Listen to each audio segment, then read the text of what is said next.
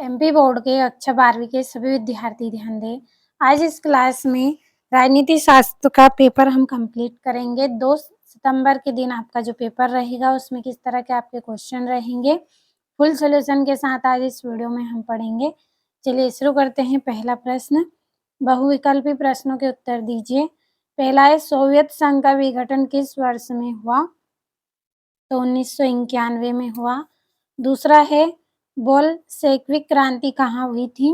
तो सोवियत रूस में हुई थी। तीसरा है, द्विध्रुवता के उदय का कारण था। तो इसका उदय का कारण क्या था? 2 महाशक्तियों का उदय, परमाणु हथियारों की दौड़ और बड़ी शक्तियों की कम संख्या, या फिर उपरोक्त सभी। तो उपरोक्त सभी आपका यहाँ पे सही आंसर है।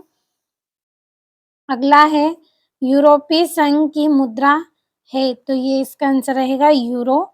और खुले द्वार की नीति अपनाई गई, तो ये चीन के द्वारा अपनाई गई थी। और अगला प्रश्न, यूरोपीय यूनियन संघ की स्थापना कब हुई? तो 1992 में हुई थी। ये हो गए आपके सही विकल्प। चलिए बढ़ते हैं अगले प्रश्न की ओर। दूसरा प्रश्न है आपका, रिक्त स्थान की पूर्ति कीजिए। पहला है, साफ्टा पर डेडेस दक्षेस सम्मेलन में हस्ताक्षर हुए, तो इसका आंसर आएगा आपका 13वें। तो हम यहाँ पे भर लेंगे 13वें। अगला है, भारत पाकिस्तान के बीच शिमला समझौता डेडेस हुआ, कब हुआ था? 2 जुलाई 1972 में।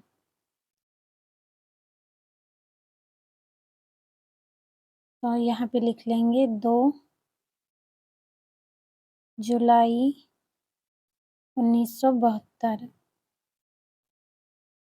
अगला है आपका, सार्क संगठन के सदस्य राष्ट्रों की संख्या डेडेस है, तो कितनी है? 8। अगला है, सिक्किम डेडेस में अलग राज्य बना, तो 1975। अगला है आपका, स्वतंत्रता के बाद भारत के 5वें प्रधानमंत्री डेडेस थे, तो कौन थे? चौधरी चरण सिंह। चौधरी चरण सिंह। बढ़ते हैं अगले प्रश्न की ओर। तो आपका छठा है, देशी रियासतों का भारतीय संघ में विलय हेतु तैयार सहमत पत्र को डेडेस कहा जाता है, तो इसको क्या कहा जाता है? विलय पत्र कहा जाता है। विलय पत्र। बढ़ते हैं अगले प्रश्न की ओर। तीसरा आपका जो प्रश्न है, सत्य सत्य का चयन कीजिए। पहला है, भारत में पूंजीवादी अर्थव्यवस्था है, तो ये आपका सत्य रहेगा। अगला है, श्वेत क्रांति का संबंध मछली उत्पादन से है, तो ये आपका सत्य रहेगा। अगला है, नीति आयोग की स्थापना 2020 में हुई, असत्य है। अगला है, भारत चीन युद्ध 1982 में हुआ, तो ये आपका सत्य है। अगला है, राज्यसभा का कार्यकाल 4 वर्ष का होता है, तो ये भी आपका सत्य रहेगा। अगला प्रश्न, भारत की विदेश नीति का आधार शांतिपूर्ण सहअस्तित्व है, तो ये आपका सत्य है। अब बढ़ते हैं हमारे अगले प्रश्न की ओर। तो आपका जो चौथा प्रश्न है उसमें आपको सही जोड़ी बनाइए। पहली जोड़ी रहेगी आपकी मेक मोहन रेखा, तो भारत और चीन। दूसरी है, आसियान का मुख्यालय जाकर्ता। तीसरा है, आसियान की स्थापना, इसकी जोड़ी रहेगी अगस्त 1967। चौथी जोड़ी है, 18वां दक्षेस सम्मेलन नेपाल में हुआ था। और कारगिल युद्ध, तो इसकी जोड़ी रहेगी 1999। और अगला है आपका राजीव जयवर्धन समझौता, तो 29 जुलाई 1987। सातवीं जोड़ी है, मुक्त व्यापार संधि, इसकी जोड़ी आपकी रहेगी व्यापार को अधिक उदार बनाना। ये हो गई आपकी जोड़ियाँ। यहाँ से अगला जो प्रश्न है, एक वाक्य में उत्तर लिखिए। पहला है, नियोजन की परिभाषा लिखिए, तो इसको आप कंप्लीट करें। दूसरा है, प्रथम पंचवर्षीय योजना के योजनाकार कौन थे? तो पंडित जवाहरलाल नेहरू।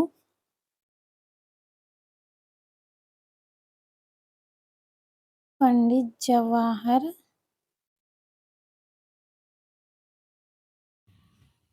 जवाहरलाल नेहरू। अगला है आपका नीति आयोग का अध्यक्ष कौन होता है? तो कौन होता है? प्रधानमंत्री।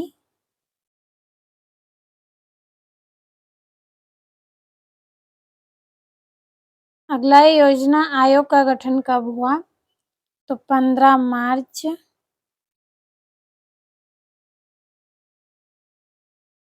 1950 को हुआ। और विदेश नीति क्या है?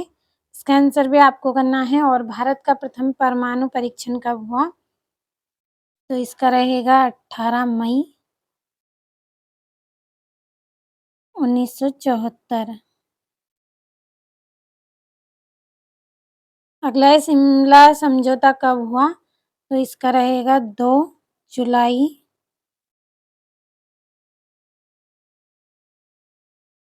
1972। तो ये हो गए हैं एक वाक्य में उत्तर। यहाँ से आपका अति लघुत्तरीय प्रश्न आपको करना है। छठा है सोवियत प्रणाली के कोई 2 दोष लिखिए। तो सभी के आंसर मैं आपको बताऊंगी इस वीडियो में। पूरा वीडियो लास्ट तक आपको देखना है। चलिए 7वां प्रश्न पढ़ते हैं। यहाँ से आपका 8वां है शॉक थेरेपी क्या थी? लिखिए। 7वां है दो ध्रुवीयता का अर्थ लिखिए। 8वां है सार्क संगठन की स्थापना कब व कहाँ हुई? और 9वां है शिमला समझौता कब व कहाँ हुआ था? और आपका 10वां है भारत श्रीलंका मतभेद के कारण लिखिए। 11वां है सार्क का संगठन किन उद्देश्यों को लेकर किया गया था? और 12वां है पूंजीवादी अर्थव्यवस्था व समाजवादी अर्थव्यवस्था क्या है? लिखिए। 13वां है राष्ट्रीय विकास परिषद का गठन कब हुआ व इसके 2 प्रमुख उद्देश्य लिखिए। 14वां है गुट निरपेक्षता की नीति क्या थी? लिखिए। और 15वां है भारतीय राष्ट्रीय कांग्रेस की स्थापना कब व कहाँ हुई थी? और 16वां है विश्व के 4 सैनिक संगठनों के नाम लिखिए व उनके गठन किन उद्देश्यों को लेकर हुआ था, ये भी आपको बताना है। चलिए 17वां प्रश्न समझते हैं। अगला प्रश्न है भारत आसियान संबंधों की व्याख्या कीजिए। और 18वां है दक्षिण एशिया के शांति व सहयोग में भारत की भूमिका को लिखिए। 19वां है वर्तमान में भारत में कितने राज्य व केंद्र शासित प्रदेश हैं? केंद्र शासित प्रदेशों के नाम लिखिए। 20वां है यूरोपीय यूनियन का गठन कब हुआ? इसके प्रमुख उद्देश्यों को समझाकर लिखिए। 21वां है निम्नलिखित पर टिप्पणी कीजिए। पहला है शरणार्थी समस्या, दूसरा है विलय पत्र। और अगला आपका 22वां प्रश्न पड़ोसी देशों के साथ भारत के संबंधों की व्याख्या कीजिए। 23वां है भारतीय विदेश नीति के निर्धारक तत्वों की व्याख्या कीजिए। तो ये आपके यहाँ से 23 प्रश्न कंप्लीट हो गए हैं। सभी का स्क्रीनशॉट आपने लिया होगा। तो चलिए इनके सॉल्यूशन को भी हम पढ़ लेते हैं। ये आपका यहाँ से छठा प्रश्न है सोवियत प्रणाली के 2 दोष लिखिए। तो आपको सभी प्रश्नों का अच्छे से स्क्रीनशॉट लेना है। यहाँ से आंसर को अच्छे से कंप्लीट करना है आपको। शॉक थेरेपी क्या है? तो जल्दी जल्दी स्क्रीनशॉट लेते चलें। 7वां है ये दो ध्रुवीयता का अर्थ और उसके देखिए कारण बताना है, ये यहाँ से। और ये 8वां है ताशकंद समझौता कब व कहाँ हुआ था? और 9वां है शिमला समझौता कब व कहाँ हुआ था? तो लिया होगा स्क्रीनशॉट आपने। बढ़ते हैं अगले प्रश्न की ओर। तो यहाँ से भारत के पड़ोसी देशों के नाम लिखिए। 10वां है भारत श्रीलंका मतभेद के कारण बताना है। तो आसान और सरल भाषा में आपके लिए आंसर यहाँ पे कंप्लीट किया गया है। अच्छे से करिएगा आप कंप्लीट। अथवा है श्रीलंका की जातीय संघर्ष पर टिप्पणी लिखिए। 11वां है सार्क का गठन किन उद्देश्यों को लेकर किया गया था? और साप्टा क्या है? इसके प्रमुख 2 उद्देश्य लिखने हैं आपको, ये यहाँ से। और ये आपका 12वां प्रश्न है। बढ़ते हैं अगले प्रश्न की ओर। तो यहाँ से ये 13वां है आपका राष्ट्रीय विकास परिषद गठन कब हुआ और इसके प्रमुख उद्देश्य। ये यहाँ से आपका गुट निरपेक्षता की नीति।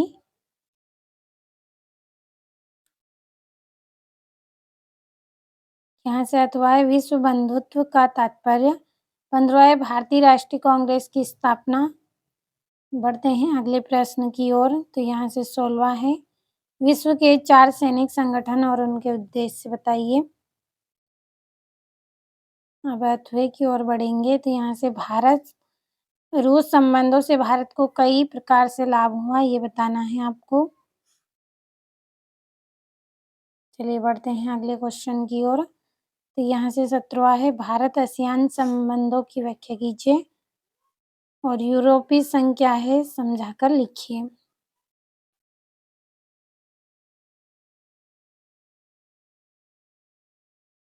अब ये यहाँ से दक्षिण एशिया के शांति व सहयोग में भारत की भूमिका को लिखिए और भारत नेपाल संबंधों की व्याख्या करनी है। यहाँ से आपका 19 है, वर्तमान में भारत में कितने राज्य व केंद्र शासित प्रदेश हैं? केंद्र शासित प्रदेशों के नाम लिखना है। ये आपका यहाँ से 20वां प्रश्न, आसियान के प्रमुख उद्देश्यों की व्याख्या कीजिए और ये इसका अथवा है। यहाँ से इसके उद्देश्य कंप्लीट करिएगा आप सभी प्रश्नों को। 2 सितंबर के दिन आपको एग्ज़ाम हॉल में देखने को मिलेंगे। ऐसे ही प्रश्न आपको इस वीडियो में बताए गए हैं जो एग्ज़ाम में पूछे जाते हैं, तो कंप्लीट अच्छे से करें। यहाँ से ये आपका अंतिम 23वां प्रश्न